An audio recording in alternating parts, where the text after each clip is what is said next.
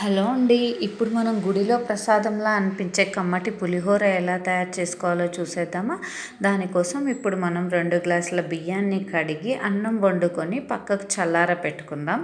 ఈలోగా మనం స్టవ్ పై బాండీ పెట్టుకుని అందులో కొద్దిగా ఆయిల్ వేసి అది కొంచెం వేడెక్కాక అందులో జీలకర్ర, ఆవాలు, ఎండుమిర్చి వేసి వేగనిద్దాం. ఇవి కొంచెం వేగిన తర్వాత ఇందులోనే పచ్చిమిర్చి, కరివేపాకు వేసుకొని వేగనిద్దాం.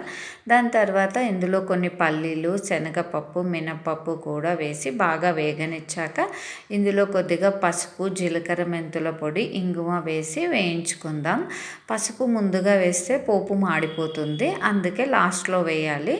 ఇప్పుడు స్టవ్ ఆఫ్ చేసి ఇందాక చల్లార పెట్టుకున్న అన్నంలో మనం కొద్దిగా ఉప్పు, జీలకర్ర, మెంతుల పొడి ఇంకా నిమ్మకాయలు తీసుకొని దాని రసాన్ని పిండి గింజలు తీసేసి ఆ రసాన్ని ఈ అన్నంలో యాడ్ చేసుకుందాం. ఇవి బాగా మిక్స్ చేసుకొని ఇందాక మనం చేసి పెట్టుకున్న ఆ పోపుని ఈ అన్నంలో వేసి బాగా కలుపుకుందాం. అంతే అండి, ఎంతో టేస్టీగా ఉండే పులిహోర మనకు రెడీగా ఉంటుంది. గుడిలో ప్రసాదంలా అనిపిస్తుంది, చాలా టేస్టీగా ఉంటుంది ఈ పులిహోర.